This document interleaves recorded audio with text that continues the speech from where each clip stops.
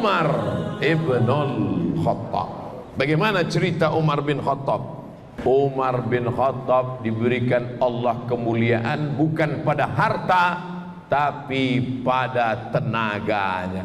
Makanya orang tak berani baca Quran sebelum Umar bin Khattab masuk Islam. Dulu orang baca Quran diam aja, tak bersuara. Nah, jadi sekarang kalau ada orang Batam baca Quran tak bersuara, itu masih sebelum Umar bin Khattab masuk Islam. Kenapa tak berani baca Quran kuat? Karena takut ditangkap Abu Jahal dan Abu Lahab. Takut dibuli, takut diejek, takut dicaci maki. Makanya Nabi berdoa, Allahumma a'izzal Islam bi Umarain. Ya Allah, kuatkan Islam ini dengan dua Umar. Ada dua Umar yang paling hebat di Makkah waktu itu. Satu Umar bin Khattab, satu lagi Umar bin Hisham. Satu Umar bin Khattab, satu lagi Umar bin Hisham. Umar bin Khattab semua kenal. Umar bin Hisham, siapa itu? Tapi kalau saya sebut nama kerennya, oh, Umar bin Hisham Abu Jahal. Abu Jahal. Makanya kalau kenalan sama orang tanya nama baik-baik. Nama siapa? Umar bin Hisham. Nama keren? Abu Jahal. Nama siapa? Abdus Syams. Nama keren? Abu Hurairah. Nama siapa? Abdul Ka'bah. Nama keren? Abu Bakar Siddiq. Nama siapa? Abdul Uzza. Nama keren? Abu Lahab. Nama siapa? Abdul Somad. Nama keren? Ujian akhir semester. Saudara yang dimuliakan Allah Subhanahu wa taala. Nah, maka Nabi berdoa, Allahumma a'izzal Islam bi Umarain. Ya Allah, kuatkan Islam ini dengan dua Umar. Kalau tak Umar bin Khattab, Umar bin Hisham. Kalau tak Umar bin Hisham, Umar bin Khattab. Akhirnya yang masuk Islam adalah Umar bin Khattab. Kenapa? Karena Umar bin Khattab pemenang gulat, juara bertahan setiap tahun.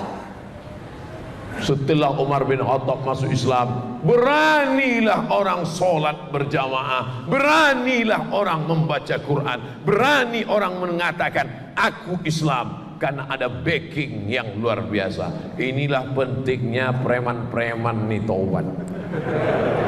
Kalau tidak anak-anak muda takut. Mau kemana kok? Mau ke sana sebentar. Takut diganggu parkirnya, takut diganggu motornya. Tapi kalau sudah preman masuk Islam, taubat dia, hijrah dia. Mau kemana? Ngaji. Apa yang tidak nanya? Pijak batang leher kau.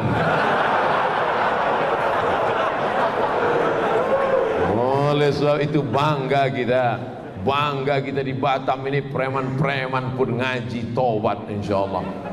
Cuman sebelum premannya dia garang, setelah hijrahnya garang, sebelum hijrahnya galak, setelah hijrah juga mesti galak. Cuman bedanya dulu galaknya di pasar, sekarang galaknya mengajak orang amar ma'ruf nahi munkar. Takbir. Banyak juga preman-preman ini sebelum taubat galak, setelah pengajian Pak, itu ada orang ganggu kami, serahkan aja sama Allah. Kalau ada preman model ini, antuk kan kepalanya gitu ya. Ada guna kok hijrah, buat beban aja. Udah tobat, tengok itu Wahsy. Wahsy itu penjahat, pembunuh. Wahsy itu bukan main dosanya. Wahsy lah orang paling berdosa di dunia ini. Kenapa? Karena yang dibunuhnya paman kandung Nabi Muhammad sallallahu alaihi wasallam. Singa Allah dibunuhnya. Siapa itu? Hamzah bin Abdul Muttalib. Hazzaztu hirbati, kutusukkan tombak pendek ke tulang belakang Hamzah. Hazzaztu, lalu ku goncang-goncangkan sampai maaf cakap ujung tombak itu keluar dari selangkangan Hamzah. Lalu kemudian ku gunting telinga Hamzah, kami potong hidung Hamzah, kami tusuk pakai benang, kami jadikan liontin buah rantai. Datang pula perempuan bernama Hindun, disobeknya jubah Hamzah, dibelahnya dada Hamzah, diambilnya jantung Hamzah, dikunyahnya hidup-hidup. Bukan main peristiwa itu terjadi di depan Jabal Uhud, perang Uhud tahun ketiga Hijrah. Makanya kalau orang pergi umrah itu mestinya di Bukit Uhud itu dia sedih mengenang kematian Hamzah. Tapi adik-adik, bapak ibu, tengok nanti waktu umrah, cumana orang di Bukit Uhud sambil foto-foto. Teman-teman, kita sedang ini sekarang sedang berada. Apa ini? Tapi jadilah, daripada dia tak umroh sama sekali, daripada dia sakau, ya kan. Kita doakan mudah-mudahan dia berangkat umroh sekali lagi dengan ilmu, insyaallah. Nah, Umar bin Khattab berbeda dengan Abu Bakar. Abu Bakar dengan kelembutannya, Abu Bakar dengan karisma tuanya, Abu Bakar dengan kesantunannya, Abu Bakar dengan emasnya. Tapi Umar bin Khattab dengan lantangnya, Umar bin Khattab dengan suaranya. Makanya ketika Aisyah menengok ada seorang laki-laki yang letoy, loyo, bawanya mau mampus, lalu ditanya oleh Aisyah, "Man hadha? Who is this?" Siapa ini?